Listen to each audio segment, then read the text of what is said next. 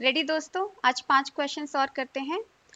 आप खुद करिए, अगर कोई परेशानी हो तो मैं डिस्कस कर रही हूँ आपके साथ। ए आपका 3x3 मैट्रिक्स है और आपको ये बात बताएगी। फिर पूछ क्या रहा है कि इसकी वैल्यू क्या है। अच्छा, इसमें देखिए आपको दो मैट्रिक्स का प्रोडक्ट दिख रहा है आपको, तो आप पहले वो प्रॉपर्टी लगा देते हो कि determinant of A times determinant of B is determinant of A times determinant of B. ठीक है, ये आ गया।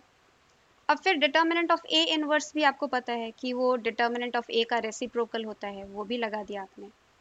अब हमें सोचना कहाँ है कि एडजॉइंट ऑफ ए के डिटर्मिनेंट के बारे में। अच्छा, एडजॉइंट ऑफ ए की अगर आपको ये प्रॉपर्टी पता है कि कोई भी अगर मैंने मैट्रिक्स आपको बी दे दिया, तो एडजॉइंट ऑफ बी का डिटर्मिनेंट क्या होता है, बी का डिटर्मिनेंट का पावर n-1।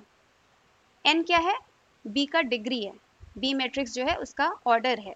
ठीक है, तो यहाँ पर अगर बी मेरी 3x3 मैट्रिक्स है तो मेरे पास आ जाएगा determinant of B square.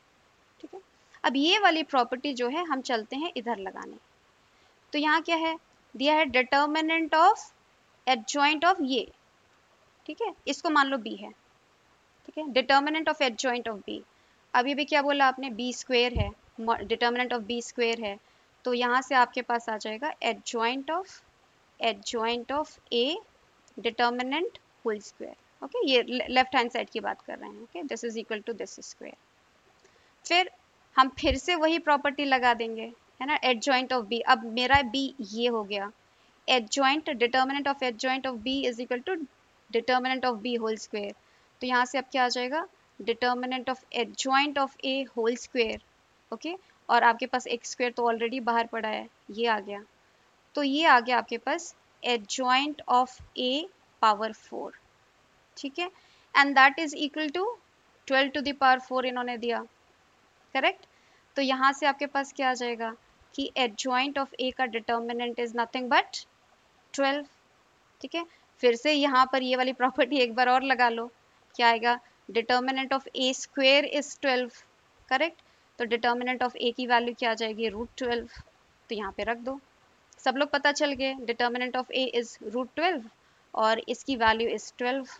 Okay, how much do you get, √12। Okay, √12 is how much, 4 into 3 है ना, 2√3, दैट्स योर सोल्यूशन, 2√3।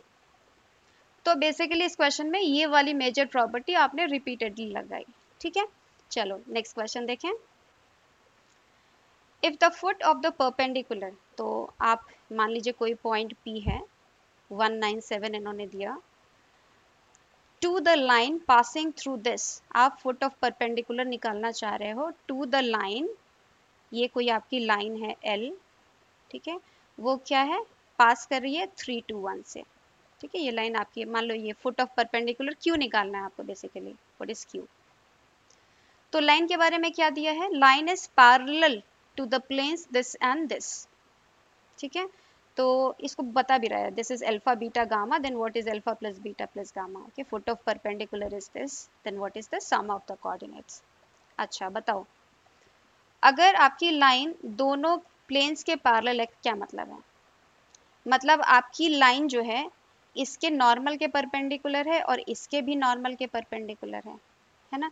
तो नॉर्मल का डायरेक्शन रेशियो है ना, यहाँ पे 1 2 and 1, यहाँ पे 0 3 and -1, तो दोनों के परपेंडिकुलर है। तो कौन लाइन का अगर हमें डायरेक्शन कोसाइन निकालना है जो दोनों के परपेंडिकुलर हो, तो आप क्रॉस प्रोडक्ट ले सकते हो, इसका लिखो 0 3 and -1।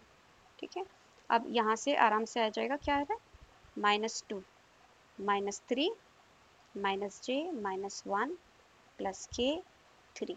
ठीक है, तो यहाँ से आ जाएगा -5i +j +3k।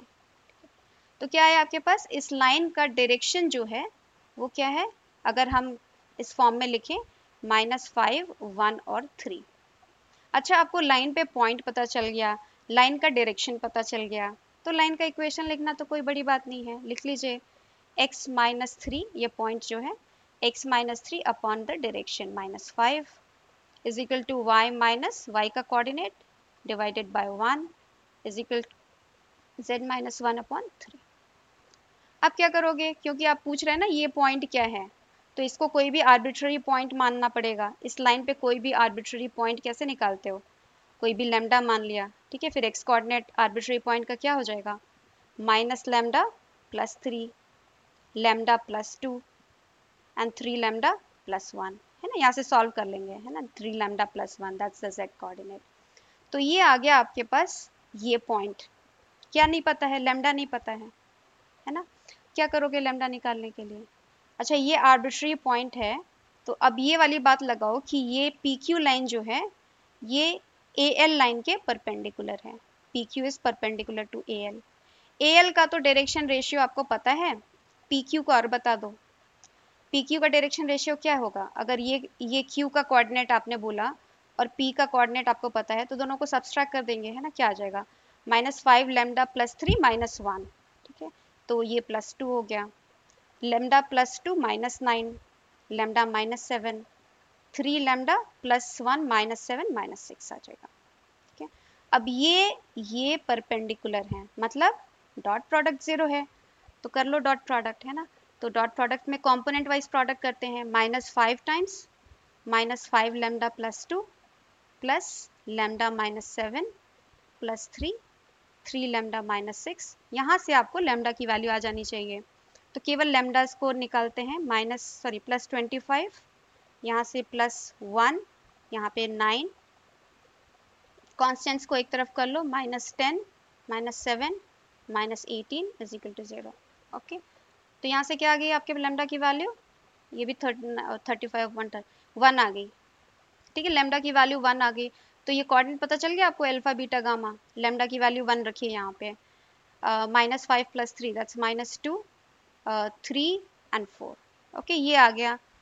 तो आपको क्या पूछ रहा है, this is alpha beta gamma, right, इनका सम बताइए, 1 + 4 5, इनका सम 5 है, ठीक है, यही पूछ रहा है आपसे, alpha plus beta plus gamma, तो ये आ गया आपके पास ऑप्शन करेक्ट, ठीक है। चलो नेक्स्ट क्वेश्चन, बहुत मुश्किल नहीं था, नेक्स्ट क्वेश्चन देखते हैं। The number of square matrices of order 5, ठीक है, मतलब 5 क्रॉस 5 मैट्रिक्स है, with entries from the set, मतलब 0,1, मतलब आपको 5 क्रॉस 5 मैट्रिक्स जो भी है उसकी इंट्रीज जो है आपको या तो 0 करनी है या तो 1 करनी है, such that sum of all the elements in each row is 1 and sum of all the elements in each column is also 1। मतलब क्या, मतलब आपने मान लो इस कॉलम में एक लिख दिया तो बाकी लोगों को 0 होना पड़ेगा, 5 लोग हैं ना, 3 4 5 सब 0 होंगे, इस रो में भी 2 3 सब 0 होंगे, क्योंकि देखिए सम 1 होना चाहिए, इधर से भी सम 1 होना चाहिए, ठीक है। तो इसका मतलब या तो आप कॉलम्स को इंडिपेंडेंटली स्टडी करो या रोज को इंडिपेंडेंटली स्टडी करो, ठीक है, एक बार एक में एंट्री चली गई तो करस्पॉन्डिंगली रो भी चला जाता है। तो कैसे सोचोगे आप कि आपकी भाई ये 5 क्रॉस 5 मैट्रिक्स है, मान लो मैं कॉलम वाइज पहले कॉलम को देख रही हूँ, पहला कॉलम, तो भाई पहले कॉलम में तो 5 प्लेसेस है ना, 1 2 3 4 5, अब मैं 1 तो कहीं भी डाल सकती हूँ, है ना, तो मतलब 1 मैं 5 तरीके से डाल सकती हूँ, ठीक है, मान लो मैंने यहाँ डाल दिया 1, 5 तरीके से कहीं भी डाल सकते हैं, 1 यहाँ डाल दिया, तब क्या होगा भाई, करस्पॉन्डिंगली कॉलम तो गया ही गया, रो भी चला गया, ठीक है। अब अगर मैं दूसरे कॉलम में डालना चाहूँ, ठीक है, दूसरे कॉलम में डालना चाहूँ तो क्या होगा, अब आपके पास कितने ऑप्शंस बचे, केवल 4, है ना, 1 2 3 और 4, क्योंकि ये वाला तो चला ही गया ना ये प्लेस, तो अब आप केवल 4 तरीके से भर सकते हो, ठीक है, मान लो आपने यहाँ भर दिया, ठीक है, तो ये भी रो चला गया। अब आप थर्ड कॉलम में भरने चलोगे, आपके पास ऑप्शंस कितने बचे, ये दोनों गए, केवल 1 2 और 3, समझ गए ना, 3, सिमिलरली फिर 2 और फिर 1, बहुत ही ज़्यादा सिंपल क्वेश्चन है कि 120 तरीके से आप ऐसा काम कर सकते हो, ठीक है। कोई भी परेशानी हो कमेंट करिए, है ना, कि क्या चीज़ नहीं समझ में आई आपको। चलो नेक्स्ट देखो, 19 क्वेश्चन, पॉलिनोमियल का क्वेश्चन है, कौन से कोफिशिएंट चाहिए आपको, 30C1 30C2, ऐसे कौन देता है आपको ये सब, अगर आप 1 + x⁻30 को एक्सपैंड करिए तो ये सारे लोग आपको मिल जाते हैं, right, 30C0 + 30C1x + 30C2x², correct, ऐसे मिल जाते हैं, x² and so on, okay, up to 30C30 x⁻30, ठीक है। अच्छा, अगर सेम चीज़ को अगर हम उल्टे तरीके से लिखें तो भी चलेगा, है ना, एक बार को मैं लिख लेती हूँ, 1 + x⁻30, ठीक है, अगर उल्टा ये सबसे पहले लिखेंगे, ओके, 30 C30 को हम 30C0 भी लिख सकते हैं, correct. Okay, 30CR is same as 30C 30 minus R, ठीक है, ये प्रॉपर्टी होती है। तो हम रिवर्स ऑर्डर में लिख रहे हैं, 30 को हम 30C0 x पावर 30 लिख रहे हैं, ठीक है। फिर इसके पहले वाला कौन क्या आ जाएगा, 30C1 x पावर 29 आ जाएगा, ठीक है। ऐसे हम लिखते चलें अगर, तो मेरा लास्ट टर्म क्या आ जाएगा, 30C0 which is 30C30। Okay, अभी ऐसे ही लिख लिया है ना, बाद में यूज करेंगे, अब इसको रख लो एक बार। अच्छा, अब देखते हैं हमें चाहिए क्या। देखो 30C1 है, 2 टाइम्स 30C2, 3 टाइम्स 30C3, क्या करोगे, कैसे आता है, इसको हम डिफ्रेंशिएट कर देंगे with respect to X. Differentiate करो, ओके, डिफ्रेंशिएट क्या आएगा, 31 प्लस एक्स पावर 29, करेक्ट, ऐसा आता है डिफ्रेंशिएशन। पहला कांस्टेंट है, डेरिवेटिव 0 हो जाएगा, ठीक है। दूसरा 30C1 डेरिवेटिव बोलो 1, ठीक है, 1। दूसरे का बोलो एक्स स्क्वायर का डेरिवेटिव 2x होता है, सो 2 30C2x। तीसरे का बोलो, ओके, लिखा नहीं है, आ जाएगा 3 टाइम्स 30C3x स्क्वायर। समझ में आया क्यों चाह रहे हैं, क्योंकि यहाँ पे देखिए ऐसे ऐसे टर्म्स आपको चाहिए। और लास्ट में आप क्या लिखोगे, 30 टाइम्स 30C30 x पावर 29, ठीक है। अब बताइए क्या करा जाए, कि आप बोलो कि 2 है, लेकिन यहाँ तो स्क्वायर भी था, 30C1 होल स्क्वायर है, ओके। अब आपको समझ में आया कि 30C1 होल स्क्वायर अगर मुझे चाहिए, तो देख रहे हो ये दोनों का प्रोडक्ट कर देंगे हम, 30C1 का होल स्क्वायर हो जाएगा।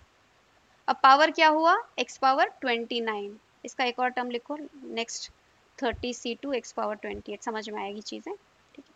नेक्स्ट क्या करें, देखिए इन दोनों का अगर आप प्रोडक्ट कर लो, तो 2 टाइम्स 30C2 आ जाएगा स्क्वायर, देखो पावर देखो, x पावर 29।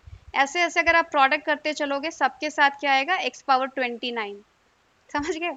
मतलब अगर हम इन दोनों को मल्टीप्लाई करते हैं, तो x पावर 29 का जो कोफिशिएंट है वो यही है जो आपको चाहिए, समझ गए। तो चलो प्रोडक्ट लिखो पहले, प्रोडक्ट में x पावर 29 का कोफिशिएंट, तो यहाँ से क्या आ जाएगा, अगर आप प्रोडक्ट कर रहे हो दोनों को, x पावर 29 का कोफिशिएंट लिखें तो आ जाएगा 30C1 होल स्क्वायर, ओके। बस इतना इतना लिख रहे हैं, जो ये प्रोडक्ट किया हमने, ये इंटू प्लस ये, plus 2 times 30C2 whole square plus 3 times 30C3 whole square up to जो भी चाहिए आपको वो आ गया, 30C30 स्क्वायर। और राइट हैंड साइड में क्या आएगा, coefficient of x power 29 in product of 1 plus X power 30 times 31 plus X power 29, ठीक है।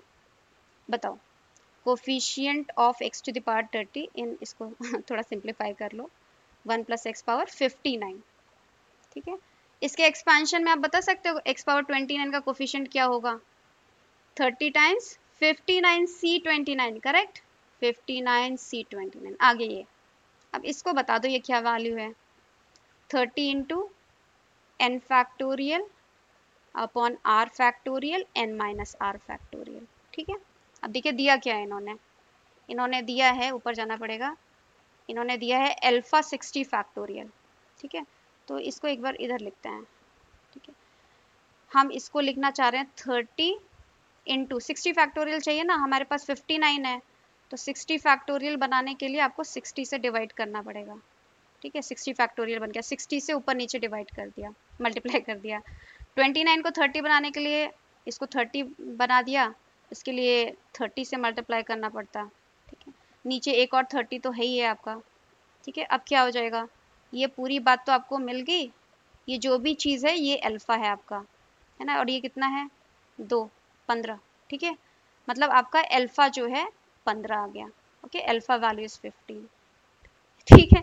कैलकुलेशन क्या समझ में आया, अगर आपको यहाँ तक समझ में आ गया तो आप इसको और इसको इक्वेट करके अल्फ़ा की वैल्यू निकाल दीजिए, ठीक है।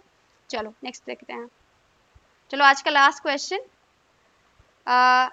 ये क्यूब, नेचुरल नंबर्स के क्यूब का सम और ये सीरीज का सम 9/5 है, तो n की वैल्यू, रिलेटिवली इजी क्वेश्चन है। आप बताइए, अगर n 1 cube plus 2 cube plus 3 cube, इसका फॉर्मूला पता है, अगर आप n क्यूब तक जाते हो तो ये होता है n n+1 अपॉन 2 का होल स्क्वायर, और आप ऐसे लिख सकते हो, ठीक और क्या बात पता है, अगर हम स्क्वेयर्स का सम करते हैं तो आपको पता है वो कितना होता है, this is n plus one 2n plus one upon 6, ठीक है। और n नेचुरल नंबर्स का सम तो आपको पता ही है ना, n plus one by two. ये सारी बातें आप यूज़ करोगे, ठीक है। तो ऊपर वाली बात तो एकदम स्ट्रेट अवे आपको पता है, नीचे वाली को देखो, नीचे वाला जो सीरीज है, पहले जनरल टर्म लिखो 1 2 3, rth टर्म क्या होगा r, 3 5 7, है ना। ऑड नंबर चल रहा है, और ऑड नंबर को आप क्या लिखते हो, 2r माइनस वन या 2r प्लस वन। 3 से शुरू हो रहा है तो प्लस वन लिखोगे, क्योंकि आपका r कैसे वेरी कर रहा है, 1 से, है ना, 1 to n। r की वैल्यू 1 रखोगे 3 आना चाहिए, करेक्ट, ये आ गया। इसका सम निकाल लो, है ना, समेशन को अंदर ले जाओ, पहले तो ऐसे लिख लो, this is 2r square plus r, okay. अब समेशन को अंदर ले जाओ, 2 summation r square plus summation r, ये है ना पहला वाला स्क्वायर ऑफ ये वाली बात, है ना, ये वाली बात लगाओगे यहाँ पे। तो ये कितना आता है आपके पास, n plus one 2n plus one upon 6 square of n natural numbers. दूसरा वाला ये n plus one upon two, बस सॉल्व कर लो, है ना। कुछ कॉमन है तो कॉमन ले लो, उससे बहुत इजी हो जाता है ना। ये कॉमन ले लिया हमने, क्या बचा 2n प्लस वन बचा, और नेक्स्ट यहाँ से क्या बचा 3, ठीक है। ये आ गया आपके पास n प्लस वन अपॉन 6, ये आ जाएगा 4n प्लस 5, चलेगा। चलो अब इसको लिख लो कि ये चीज़ आपको 9/5 दे रखी है, तो ऊपर वाली बात बताओ, क्यूब है ना। तो अभी भी हमने बोला कि नेचुरल नंबर्स के क्यूब्स का सम जो है ये होता है, ठीक है। अब इसको आपको डिवाइड करना है किससे, इनके सम से। इनका सम अभी अभी आपने निकाला कि ये है, तो ये लिखो n plus one 4n plus 5 upon 6, ठीक है। ये वैल्यू आपको दी इन्होंने कितनी है, 9/5, बस सॉल्व कर लो, n निकल जाएगा। तो 2 3 3 3 ज़ा 9, ये कटा ये कटा ये कटा चलो अब निकलो, क्वाड्रेटिक बन रहा है, ठीक है। 5n square plus 5n is equal to, ये 3 और ये 2 6 बन गया, ओके। तो 24n प्लस 30, ठीक है। तो क्वाड्रेटिक इक्वेशन क्या बना, 5n स्क्वायर माइनस 19n और क्या minus 30 is equal to 0। Solve कर लो, इसको फैक्टराइज कर लो। फैक्टराइजेशन डिफिकल्ट नहीं होना चाहिए, कितना होना चाहिए, 25 and 6, right. So minus 25n plus, okay, n की वैल्यू 5 आ रही है, जो पॉजिटिव वैल्यू आ रही है आपके पास, है ना, n इज 5, दूसरी नेगेटिव आ रही है तो उसको आप इग्नोर करो, कर लो एक बार खत्म इसको। n minus 5 plus 6n minus 5 is equal to 0।